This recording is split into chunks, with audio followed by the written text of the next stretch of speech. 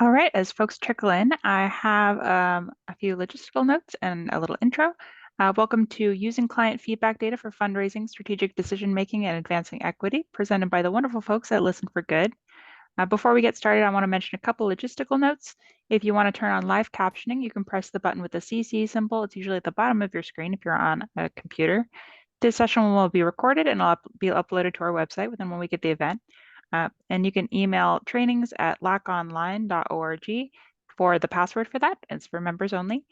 Please feel free to use the Q&A to ask your questions. And I'll also send out a link to everybody registered to the recording and with the password information. And I will hand it off to our presenters. Thank you. Great. Thank you so much. I'm Valerie Threlfall. I'm from Listen for Good. Let me pull up my slides real quick. I'm realizing we're in webinar format, so hopefully that means folks are able to eat lunch. I'm sorry to interfere with your lunch hour. So hopefully folks are munching and able to listen in and join us. Wondered if we could just have people chat in, your name, your organization, where it's located. And we'd love just a quick pulse check, sort of how satisfied are you with your current client feedback efforts?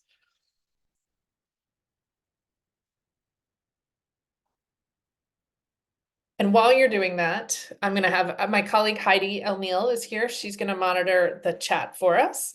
So if folks can go in, please chat in if you're here on the line. We'd love to know where you're located and where you're calling in from. So I'm Valerie. I'm going to be leading a lot of today's conversation. Thrilled to have with me CJ Connolly, who's from the East Bay Children's Law. Is it organization? Yes. Is that the O? Offices. Offices, excuse me. So CJ's here as well. She's going to be talking about her experience building high quality feedback practices and listening to clients. So just to give a little run of show today, let me actually just move one screen. Apologies. I've got screens on top of screens here. Just to give a little run of show, we're going to talk a little bit about what we mean by feedback, what we mean by listening for and gathering client feedback. We're then going to do a little bit of framing of some best practices. So what are based on the lessons learned that we have working with hundreds of organizations. We're going to hear from East Bay Children's Law offices, as I mentioned, and we'll save some time for Q&A. So let me just give a little framing who we are. So Listen for Good, we are a capacity building organization. So we support other nonprofit organizations to help them increase their impact by building high quality feedback practices focused on their clients. We also help organizations to hear from other stakeholders, volunteers, organizational partners, but really our heart and where we started is hearing the voices of clients and bringing forward client perspectives into how organizations make decisions and how they think about serving the communities that they work in. We've worked with over 940 organizations to date. We've been around 8 years. This is just a representation of the different organizations. We're excited to hit our 1,000th organization this summer. And I would say we have a growing presence. It's a growing presence working with legal aid organizations. So we've worked with 34 public safety organizations that are in the areas of legal aid and or public safety. Many of them, hopefully you'll recognize some of these, many of these are in California. So we've been excited to partner with LAC in the past and have seen organizations become interested in this work through their affiliation with LAC, and excited to build on that today. So let me just start a little bit by sort of grounding us in what do we mean by feedback, because it's a generic term that we all use in our day-to-day lives, but here it's got a little bit of a more specific use. And what we're really talking about here is getting input from clients from their perspective about what's working and not working. So it's about their needs, their experience working with your organization, and even what they would identify as some of the benefits of working with your organization. Shown here on the slide are some of the different types of questions that we're thinking about when we're talking about client feedback.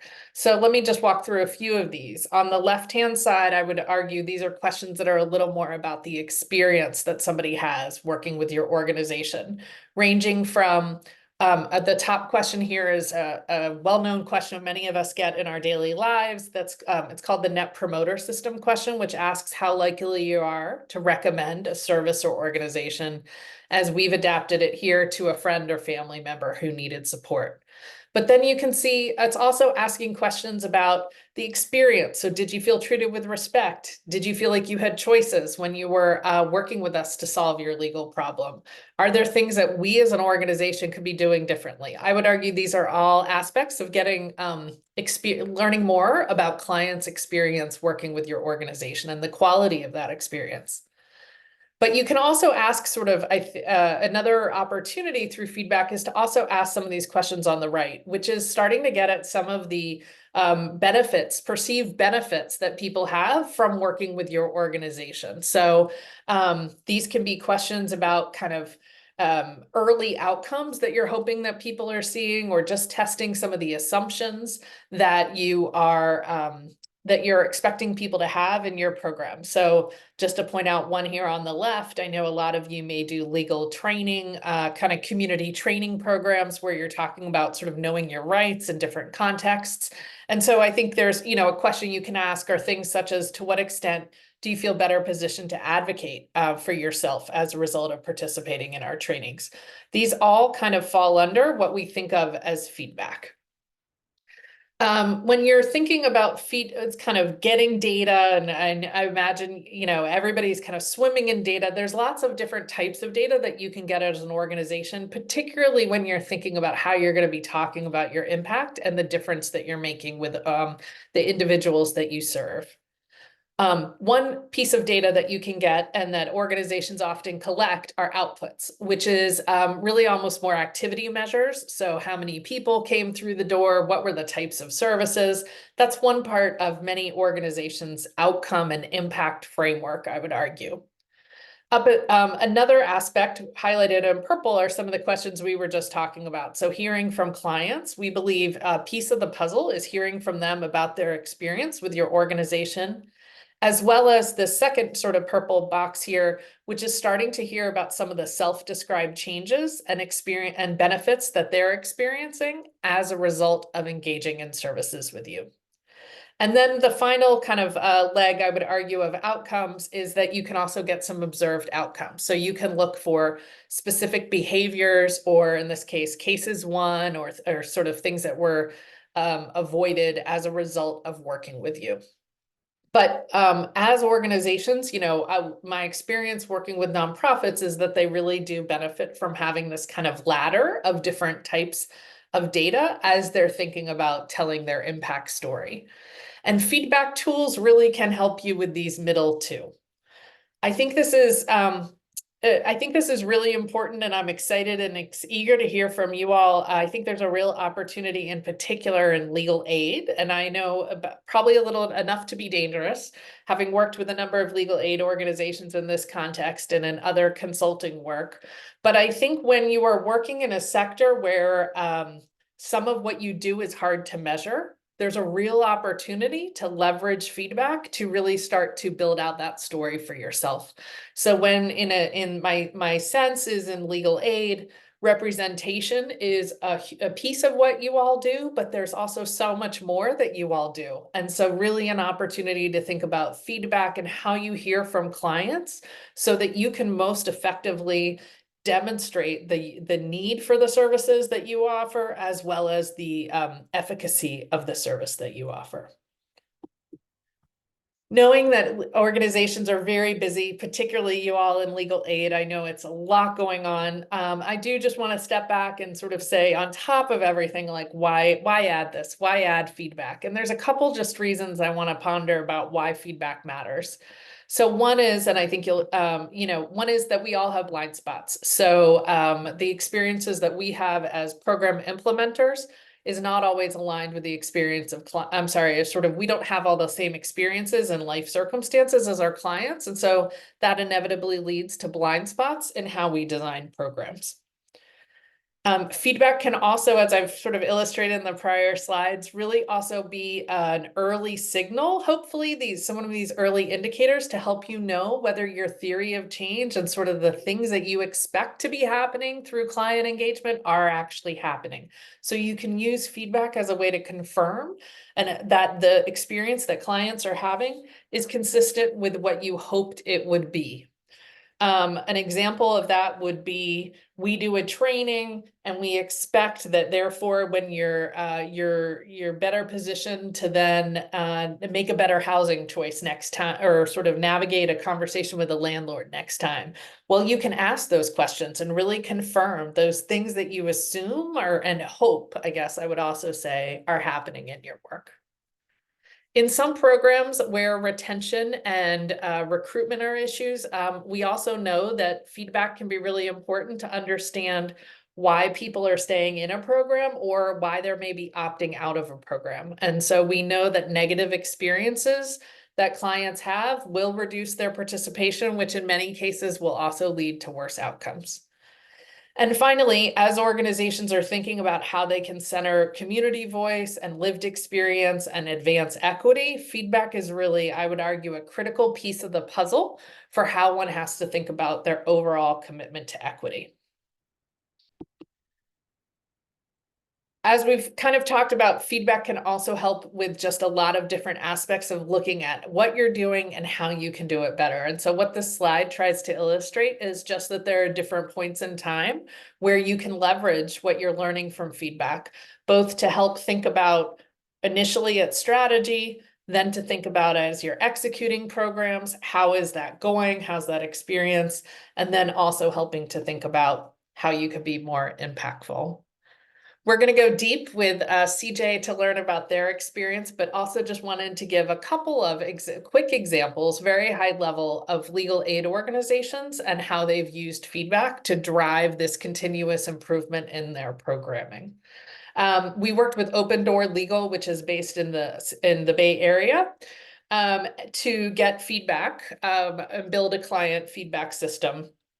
And so in their case, they actually focused on representation in cases that were opened. And so they would they used, just to give a little bit of a snapshot, they used an automated system where requests would go to clients after a case was opened and then after it closed. They texted and did automated type feedbacks. They got really nice response rates, 80+% to the outreach that they did. And they were able to use this to make the case and learn about the need for bilingual staff and increased language competence across their staff. They also used it for fundraising generally, and in particular to expand their service area that they worked with. I'm going to contrast that with Community Legal Services of Mid-Florida, which was another organization that we worked with that used feedback to get input from much more upstream in their service model. They actually focused on their helpline. So they surveyed 20,000 people. When you're at that level, it's harder to get a really high response rate. They heard from about 20% of individuals, and they used the feedback and input to help think about how the helpline experience could be better. Things that came up were people were looking for chatbots, other ways to just connect with the organization more real time if the helpline wasn't operational. They used it to optimize just the timing and the services, sort of the technical implementation of the helpline. And they also used it to justify some of the brief services that they were offering. Before we go into hearing from East Bay and their experience, or I know, CJ, I always butcher the acronym of East Bay CLO, or you guys have a great acronym, I know. But before we go there, I did just want to give a little bit of some thoughts of some best practices to ground your thinking, and I think it'll provide some framing that will also be helpful for when CJ talks about her experience. So when we think about feedback, one of the kind of core pillars of how we think about feedback is that it's not a one-way exercise, but really it's thought of as a continuous loop. And it's a loop that kind of keeps going. You do this repeatedly. There's multiple steps to it. And in some ways, this looks like a typical kind of model of how do you do continuous improvement. But basically, we think it's important to not just say, oh, I collect data and I interpret it and kind of this one-way exercise, but really to think of the fact that actually there's some design work you have to do up front. You have to think about what you really want to know. Then you have to think about collection. How are you going to reach people? You have to think about interpreting the feedback. So what are you seeing as some of the key themes? And then this back end of this loop is something that we see that organizations often have not always practiced, which is actually doing something with the data and then sharing back with clients what you heard and what you're doing in response, which is a piece that we call closing the loop. As you think about sort of, if you hold that loop kind of concept in your head, there's a couple tips that I would argue just kind of out the gate if you're going to be thinking about how you could take your existing feedback practice and make it a little more successful. So just wanted to talk through these 3 tips quickly. First is really about accessibility. So one of the things that we hear from organizations sometimes is they may have a feedback process, but they say, well, I only heard from like 10% of people and I can't really do anything with that data because it's just not enough people. And so really one of the things that we encourage and support organizations through and Listen for Good is how are you really going to create an accessible process that is engaging, but also acknowledging the power dynamics, trying to promote candor, and really trying to reach as many people as possible. Some of this, is about framing. So one of the, understandably, people are very cynical about providing feedback because their input has often just gone into a black hole. And so we think it's important that you have to be very intentional, that you are clear that this is going to feel different and that you're committed to sharing back and doing something with the data that you heard. You also need to be clear that why you're doing this isn't in any way to kind of as a gotcha exercise, that the framing is really, we want to get better, and you have to be very just, again, intentional about putting forward the purpose and the goals of hearing from them, that you're trying to improve your organizations. Also being clear about confidentiality. We can talk more about that in Q&A, but sort of how you're going to use their data. Again, there's a fair amount of cynicism about putting your input into some of these processes. And then also acknowledging the fact that you're in a very imbalanced power relationship with clients. And so being explicit about that and saying, we know that, being clear that the feedback that they provide is consequence free and that there's no downside for them being, again, really super critical, and that this is not going to have a negative bearing on their provision to services. As you think about accessibility, you also really have to think about the methods that you use. So at Listen for Good, we tend to be a survey-based program as our core, but we certainly support organizations to get feedback from through other means. When I think about when I think about feedback kind of design and sort of collection approaches, it all comes down to trade-offs. So there are just trade-offs across these different methods. We can talk about that in Q&A in terms of surveys versus doing focus groups versus doing advisory boards. And so it's really just about understanding those trade-offs and knowing which is going to make the most sense for your community. When you're thinking about how you're going to, then another tip is around what do you do when you have the data? And so the quickest way, this is kind of our quick hit way to get the most out of the feedback data that you get, is to do something that we think of as segmentation. So this is looking at the overall data and breaking it into subgroups and starting to see if there are subgroups that are having different experiences. One way you can do this is by site, or by service area, or by program that they were participating in. So all of a sudden, what looks like overall probably pretty general positive feedback we tend to see in the aggregate from organizations, all of a sudden you can start to see differentials. You can see some bright spots, you can see some challenging areas. Another important way to segment data is to segment by client demographics. What this allows you to see is if there are certain groups of clients who are having a significantly better or worse experience than others. And that's also really important if you're trying to look at data with an equity frame. Let me just give a quick example of what I mean by that. We worked with an organization in the after school space, so not legal aid, but one of the things they did, they were based in Arizona, and they served in Arizona, the majority of the population that they served were families who identified as white or Hispanic. They served very few Black or multiracial families. So when they got this data kind of in aggregate, when they go back, overall, they got pretty positive feedback. They're sort of the total numbers were all pretty positive. But then once they segmented the data by the demographics of the family, by the race and ethnicity of the families, what they saw was that families who identified as Black or multiracial, as you can see here on this slide, were having significantly less positive experiences relative to their peers, relative to white families and Hispanic families. And what that allowed the organization to do was simply by cutting the data this way, that they were able to really target some of the improvements and really get that actionable feedback by saying, this is an immediate area that we could focus on and make the experience better for a core demographic of our service population. The last tip I want to close with is just around what you do once you have the data. So again, and you'll hear, I think from CJ, that it's important to do something with this data and take some specific actions in response to the feedback, and then do this step that we think of as closing the loop that I said, which is really just then telling people that you heard them and what you're doing in response. The rationale for the telling is because we think it really helps build trust. And it really leads at one of the things that we've seen when we work with organizations is when they do this repeatedly, when they close the loop, they start to hear from clients more and more candid feedback because people are like, oh, I see now they're actually using this data, and they feel that they feel more and more empowered to give more and more critical feedback. And, frankly, that's what you're looking for at the end of the day is candid feedback about how you can improve what you do.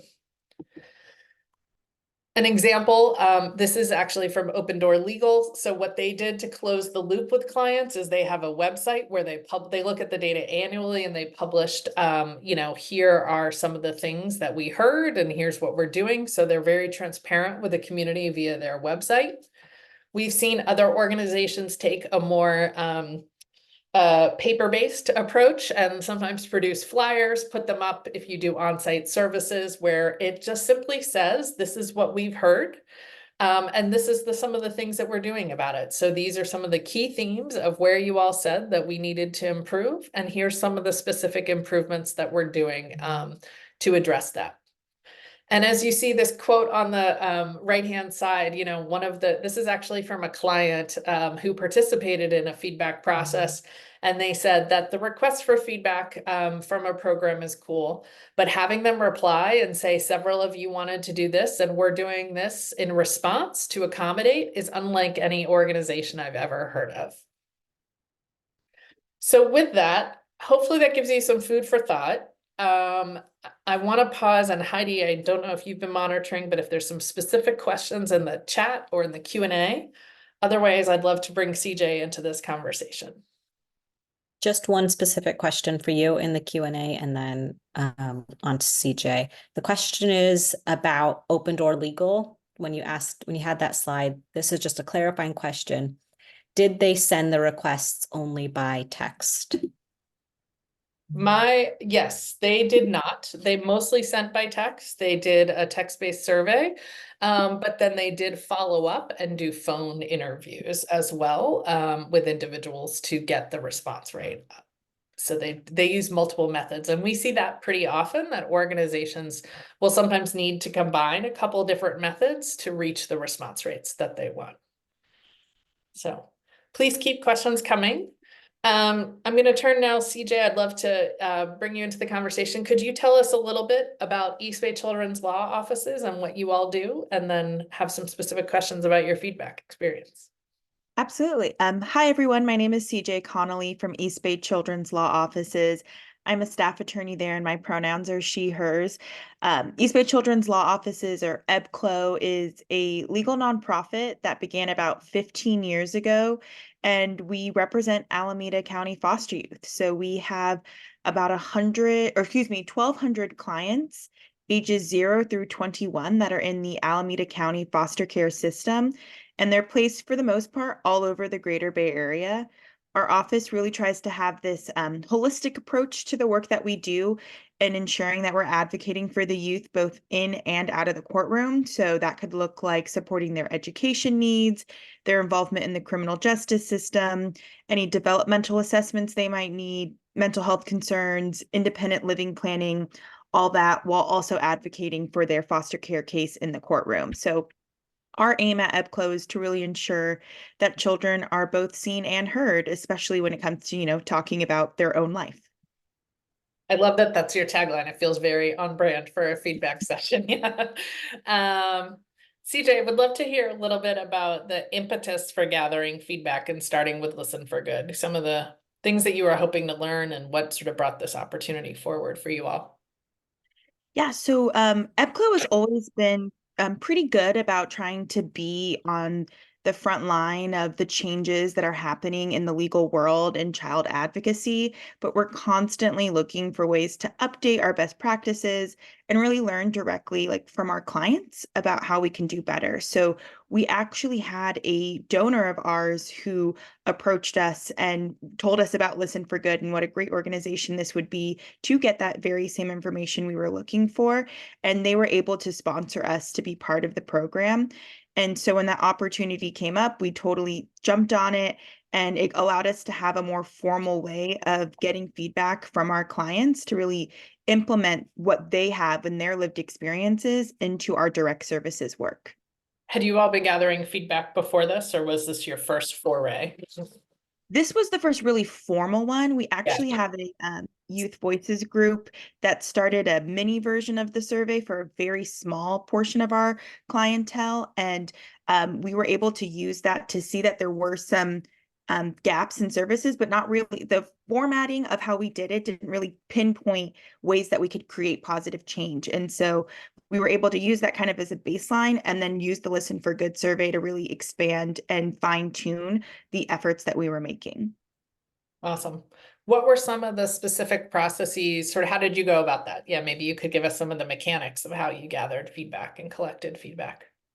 Yeah, so like I said, we have about 1,200 clients ages 0 through 21, which is a really large and diverse population to try to get information from. And our office is actually a bit more unique than some of the other legal aid organizations that might be having cases where they take them on intake and serve a really specific area, where our office is court appointed anytime a family enters the foster care system. So we knew we wanted to focus our survey efforts on different age chunks to try to at least use that as a basis of similarity between our different populations within our clientele. So our very first survey was through our 14-year-olds through our 21-year-olds. And we really wanted to focus on the work that we were doing, supporting this population that often has the least community resources, the least familial support, and are transitioning into independent living and adulthood and eventually having their case closed. So we created a survey that was mostly given out through client visits with our attorneys. So they would go out into the field, do their visits approximately every 4 to 6 months, be able to give this survey. And for those that we weren't seeing because it just wasn't part of the calendar for that surveying time, we would try to text or email them the surveys as well. I'd say our most popular response was when we were in person asking them to fill it out like on our phone or iPad or computer. And of the about 300 or so children that we have in that population, we got over 100 survey results, which was a lot of really great data that we were able to use and then find ways that we could improve the work that we do at EBCLO, especially around communication, community connection, and like resource gathering and sharing for our clients. Yeah. Well, since nothing's perfect, what were some of the challenges that you encountered in the gathering of the feedback? And yeah. And I can hold that question if you want to wait till later and talk about other challenges outside of this gathering. Yeah.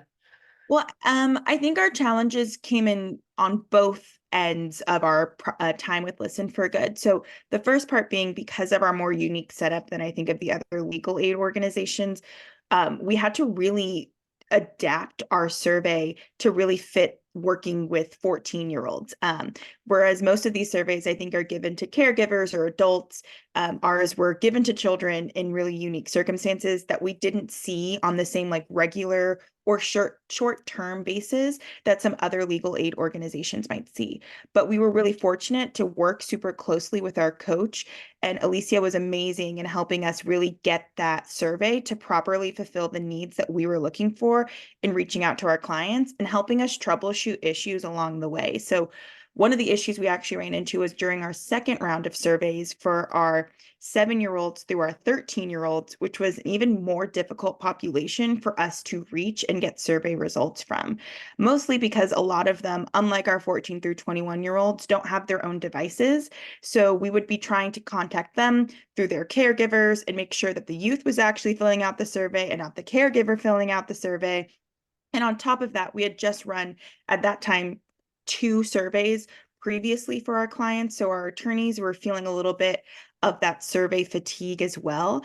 And so while we were able to troubleshoot it a little bit in the moment, Alicia was actually able to give us tools that now that our partnership with Listen for Good has ended, we can implement the next time we do a run of a survey, which actually looks like involving our summer legal interns this summer and having them kind of run a bit of like a phone tree, if you will, to really call the clients and their caregivers and try to get some more of that survey. And because they have a little bit more capacity, they'll also be able to do a lot more of that follow-up and kind of chasing down some of those survey results that our attorneys wouldn't be able to do in the field. Yeah, super helpful. We do hear the coach, people like their coaches. It's one of the things people find really valuable. Maybe you could talk a little bit about what you learned through the process. What were some of the things that the clients, the youth were saying they were hoping to see changed, or what were they appreciating about the program? Things like that. Yeah, so our clients overall were actually pretty satisfied with the services that our office was providing. And I think our office is a little bit unique in the fact that we do a lot more than, I mean, I'm sure most people in the public sector know you do more than just legal advocacy, right? You end up being part-time social worker, therapist, mentor, many things outside of the role of what your organization is really there to fulfill. And so it was great to see the positive results in terms of what our office was doing, but also see the areas in which maybe some of our community partners needed more support in order to fulfill those needs for our clients. And really what we saw that we could be doing better was connecting our clients to some of those community resources, helping them build Yeah. their own community connections and family connections outside of our staff and their service providers, as well as, just making sure that we're providing them with resources that were necessary and including bettering our communication with them. So while we may see them every 4 to 6 months, they have needs that are happening every day, every week. And so even just sending a monthly check-in text or email could go a really long way of being more proactive in our advocacy rather than reactive to emergency situations after they had happened. And so it was really cool to see too, between our original Youth Voices survey and then our very first round of Listen for Good survey, while they have the same intention, how changing the language of our questions really also produced different outputs because we were able to more finely pinpoint outcomes that we could actually take from that survey rather than yes or no, do you like EBCLO? It was yes or no and why, and what specifically do you like about this versus this, and take that data to really show funders, show our office ways that we can improve the work that we do. Yeah. I hear, it's kind of one of these garbage in, garbage out. And I don't mean to critique other approaches, but one of the things, it's so much about how you structure. It's a survey design and asking good questions is an art and a science. And so really appreciate that. You mentioned funding. I bet a lot of people here are like, oh, can I use this for funding? How could I use this? Has your organization been able to use these feedback results? I think you'd mentioned your executive directors use some of this data and some of the grant work you all are doing. So would love to hear a little bit about that. Yeah, so we were able to, again, use it on both ends. So we got funding to participate in the program, as well as got funding to encourage individuals to fill out the survey. So for all of our clients, if they completed a survey, we were able to provide them with a $25 Target gift card, which was a little bit of, encouragement to get them to fill it out and provide their feedback. And so that was helpful to get that funding. And then we were able to use the data to see that there were areas in terms of like education and independent living skill support that we needed to provide. So that kind of data that we gathered went into grant funding to help fund our holistic advocacy, as well as trying to get other supplies and resources and gift cards that we can provide to those populations with those higher needs. Yeah, great. So you mentioned, legal aid, you all have so much going on. I'd love to hear sort of what, a little bit of what do you think other organizations could get out of this? Why do you think it's important for legal aid, maybe as a field, to be hearing from clients sort of as you look back on the process? Yeah, absolutely. I think, as everyone knows, the work that we do is really emotionally taxing and can really, carry a lot of burden on us. And even if we are someone who's a professional in this field with lived experience, the times change all the time, right? I mean, I did not have TikTok when I was 16, and now all of my 16-year-old clients are talking about it. So being able to kind of continuously get fresh, current, up-to-date information about the trends of the issues that our clients are facing has been really helpful.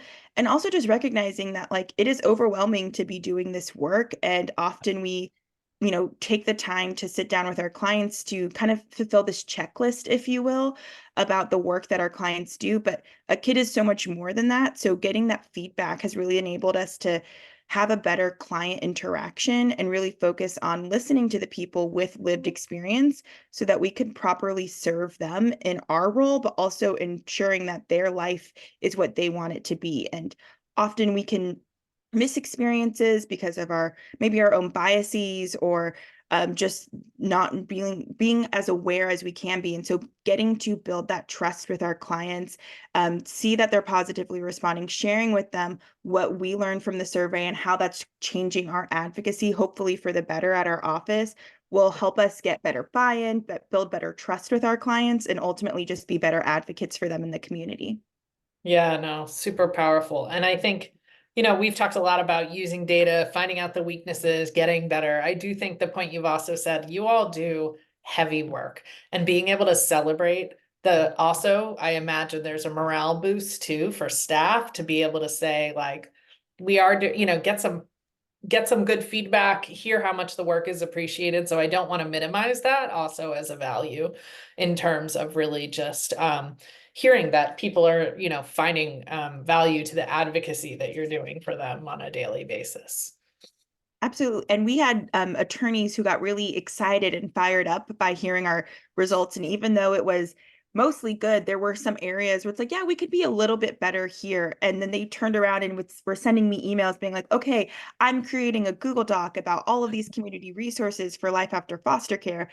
And then that Google Doc made its way to our Youth Voices group. And our Youth Voices group decided to create a workshop. And we were able to present that Know Your Rights workshop to our clients who are in getting ready to exit foster care, and they found that to be really valuable services. And now we have presentations that we're able to give to those 19, 20, 21-year-olds getting ready to exit care that really pinpoint to the needs that they asked to be addressed. Yeah, yeah. Actually, you bring up your Youth Voices group. How were they? They were involved in lots of parts, right, of this process. So I know that's an area I think a number of legal aid organizations are thinking about is having advisory structures like that.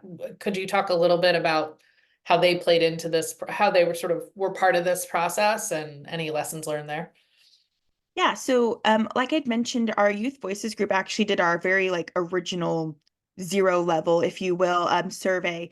And it was really cool to kind of get that general information. But then when we partnered up with Listen for Good and got the tools and training to improve our surveying, we were able to redesign the survey. And then I brought back those questions and information and tools back to the Youth Voices group to better fine tune our questions and find areas that we may have missed, or the way questions might have been confusing to someone who was in foster care, or just different ways to just be promoting recognition about lived experience. And then took those information to revise our survey before we finally sent it out to the clients. And then the tail end of it, when we got the results back, we were able to share those results with clients. And that really actually kicked off, or excuse me, share the results with the Youth Voices group.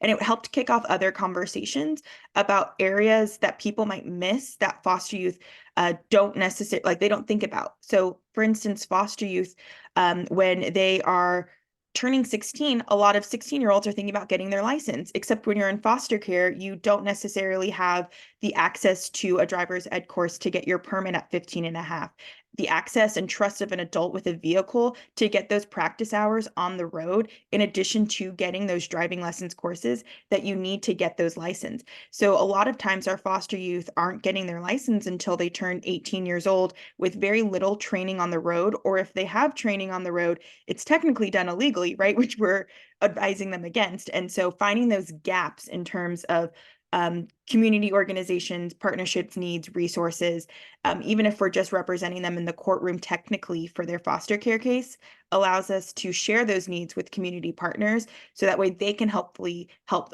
fill those gaps as well. Yeah, and before when we were prepping for this, I was struck by you were even saying that simple example of a license. It's not only just about the experience of getting a license, but like that affects their you could translate this to other gaps that we all have in service experience, because that affects their ability to get jobs, that affects their ability to work as teens, and so it really does have ripple effects. Some of the things that seem benign actually have some pretty powerful ripple effects. I want to invite the audience into the conversation. Would love to know if you have questions. I know there's one question for CJ, but if you have others, please chat them in the Q&A or the chat. Heidi is monitoring that. Heidi, do you want to read the question from the Q&A for? Yep. So Jennifer asks, how did you navigate issues of informed consent given your target audience were minors? Yeah, so we directly represent the minors in those cases. And so we shared with them that there's still the attorney-client confidentiality that existed here, and they were taking the surveys anonymously. And so they didn't have to worry about the feedback negatively impacting maybe their direct representation from their specific primary attorney. In fact, we didn't even collect the attorney's name when they were providing that feedback. It was really about EPCLO as an organization and EPCLO as a team. And so they didn't have to fill out the survey if they weren't interested in doing it. We provided it as an option to them. And if they wanted to get a gift card at the end, they could fill out an additional survey to kind of just get their like address information so we could share that survey to them. But a lot of them were really willing and open and excited about the opportunity of, having another chance to say what they did and did not like, and advocate about their life.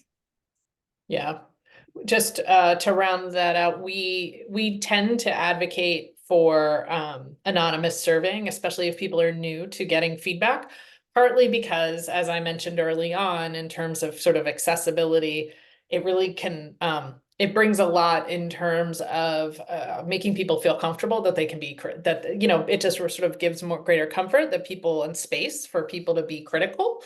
And then we've seen other organizations do it the other way, where they do want to link it to an attorney, or they want to link it to a provider. And so they go into an identified survey process or an identified feedback process. So again, it's about trade-offs and which one you're really trying to maximize at the moment. Other questions from the group? I know you all may be eating lunch and I can't see you, but welcome if you have questions.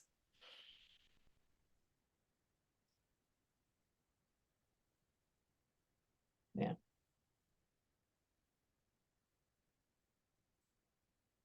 Give it a minute.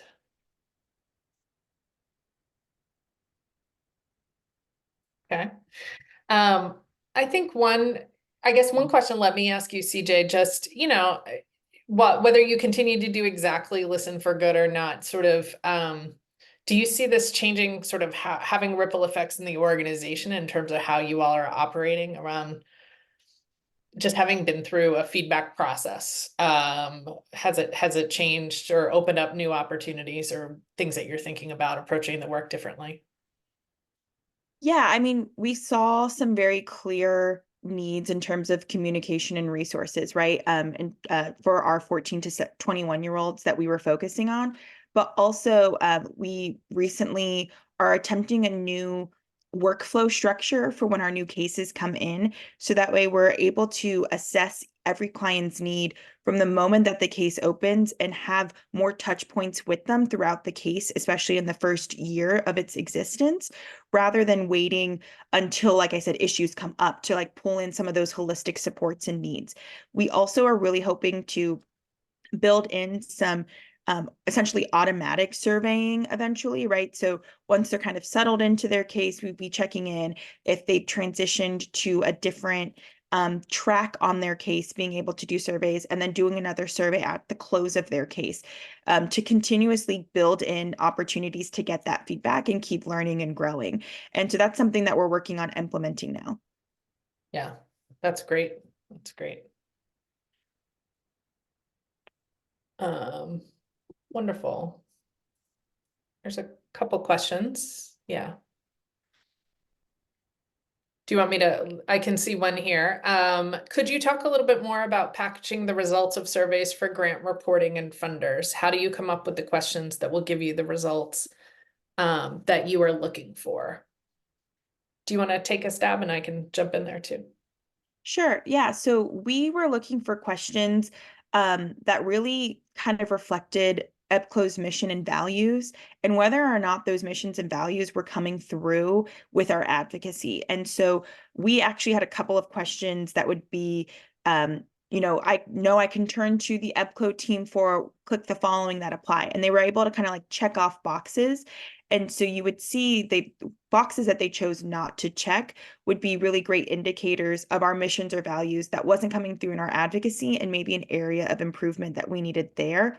And similarly, we would ask questions about like, how confident were you coming out of your foster care case that you felt set up for success in these different areas? And again, if there were gaps in those areas, we knew, okay, so we need to be focusing more attention here. And so that really would help focus our grant applications to maybe we don't do an application about getting resources for education right now because that seems to be really well funded and really working well for our clients. But we're seeing a lot of concern in terms of the criminal justice advocacy. So how do we get more funding specifically tailored for that area and working on finding out grants specifically for those areas, or using the information gathered saying, hey, we did this survey, we see this need is there, we want to do something to fix it and address it. Yeah, that's I think it's about using the data. A great way to use it is to demonstrate unmet need and kind of quantify unmet need, whereas before one hasn't had that data. And then I would also just round out on the other side that I imagine a lot of you are reporting on outputs and not able to talk about some of the outcomes. That's so you're able to say, we just spent this many hours, we saw this many clients, but when you can complement that with some specific feedback saying X% of people though said they really felt we were meeting their needs, X% of people said that they felt really respected or in a better position or something like that as a result of coming out of accessing our trainings, like that all can round out the story that you're trying to tell about the impact of your services. So Heidi, do you want to bring forward some of the other questions that are in the chat and Q&A? Appreciate people asking some questions. It always makes it much more fun. Thank you, and engaging. So yeah, this is great. So here's a good question. Kylie asks, when clients don't have reliable or any access to technology, how have you been able to encourage survey participation in a way that still affords clients the opportunity to provide feedback anonymously?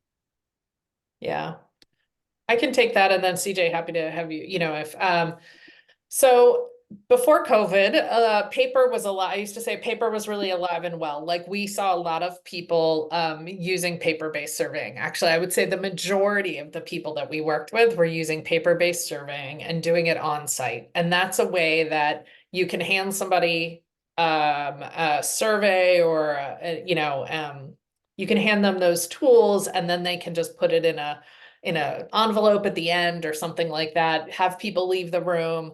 So that's one way that, you know, we've seen people really do this. The other way to think about, we encourage organizations sometimes to be mindful of, let's say you were having to maybe do interviews. You couldn't do, whether it's by phone or whether it was in person, you just wanted to have somebody have a conversation, is almost like creating a firewall between the person asking the questions and the people who are going to see the data. So is there an intern or an administrator, somebody who could do the data collection, who people would feel they have some anonymity to, even if, you know, because they're not somebody on the, I don't know exactly the right words, but on the case teams or something like that. So it's someone who's a little bit divorced from the other parts of the organization. So it's being mindful in that regard too, or some other tips. But CJ, would you have anything to add from your experience, how you all thought about that? What if you didn't have technology?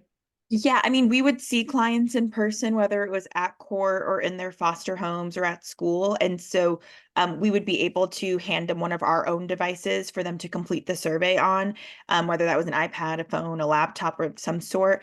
And so we brought the technology to them.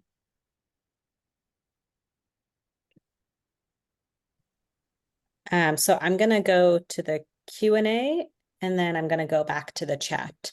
So Suzanne asks, any advice on longitudinal tracking? We'd love to be able to talk about our advice affecting clients in the long term, but we often only see them for a point in time while dealing with a crisis. Yeah. Do you want me to take that one, CJ, or? Yeah, why don't you start? I mean, because Okay. we are only longitudinal, so. Okay. Yeah, I mean, I think it is a challenge when you see people for short-term duration, right? To think about how you're going to tell that impact story. And so I have seen organizations experiment with following up much later. I think what happens is it's really hard to get responses back if you do kind of multiple points in time in longitudinal tracking. But people try it. And then I think also if one can add more robustness to the brief services and make clear sort of the breadth, that might also be a way to help tell the story about those sort of advice or brief lines. But CJ, it sounds like you all have thought about this a lot. So how have you thought about this too? Yeah. Yeah, I mean, most of the time we have the same clients for 1 year to 15 years. So we have that kind of built-in access to them to continuously ask questions and kind of follow up as needed. But yeah, our hope is that we will regularly do these kind of office-wide surveys. I would think every like 3 to 5 years to keep, an idea of what's been going on with them. And then also building in some of those automatic survey opportunities at the start, middle, and end of their cases. So we can at least see during our advocacy time how things have changed. And then after a case closes, especially youth that have been really actively involved with providing feedback, we would invite them to be part of our Youth Voices group so that they continue to, contract with us and get paid to provide some of that feedback based off of their lived experience. Yeah. Let us know if we got at your question. It's a tough one around sort of the short-term services and how to really demonstrate the long-term value. Or sort of the other way, I would actually wonder if there's another way would be to think about if there's a network of providers who could also be gathering feedback. So for example, if your advice line is to refer people often to X, if they could get the data at a second point in time, and you won't necessarily have one-for-one longitudinal tracking, but you could almost tell a story about here's what people said when they first engaged, here's what people said when they got this secondary referral source, and you could almost build like the story and the ladder that way. Might also be something interesting to pursue. So CJ's answer actually kind of touched upon this next question. So we'll dive deeper into this a little bit. How often do you generally review and update your client surveys? Do you have different update schedules for an organizational survey versus a program level survey? I mean, yeah, so like we were doing ours by age group originally, even though we were asking basically the same questions for our 14 through 21 and then our 7 through 13, and then eventually we'll get to 0 through 6.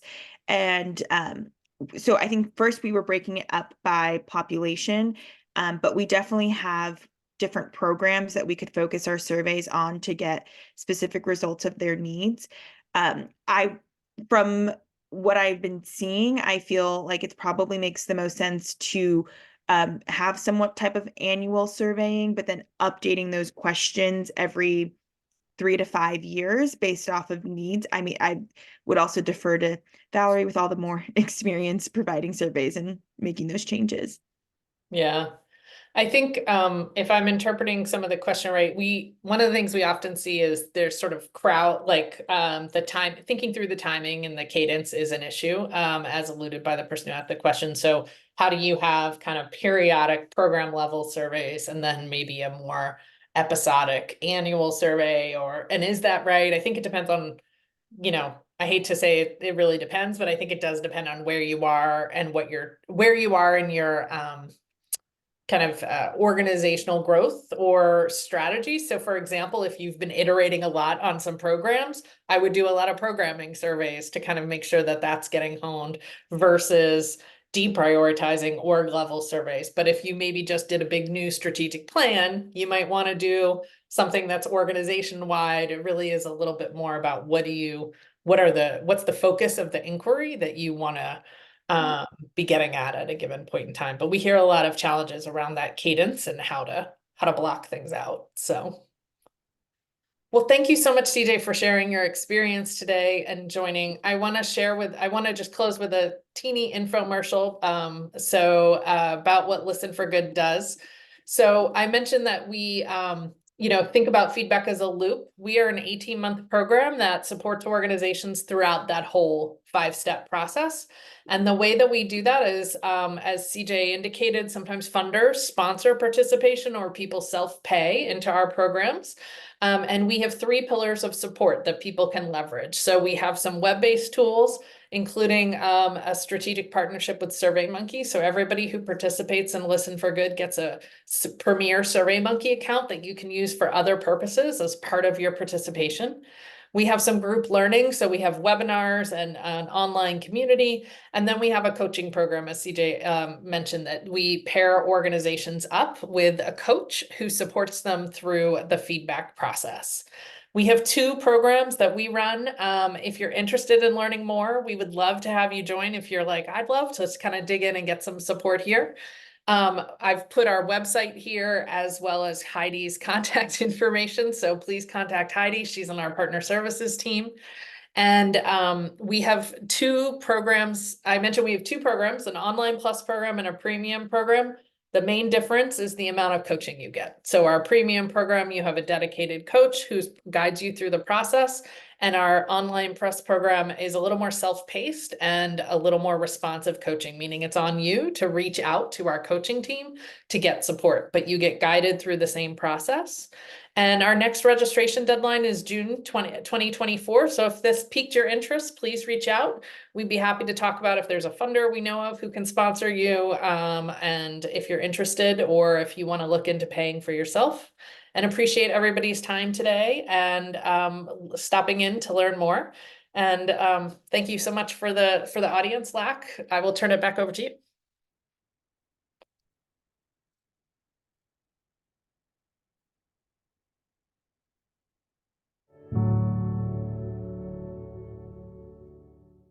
Thank you for joining us for today's webinar.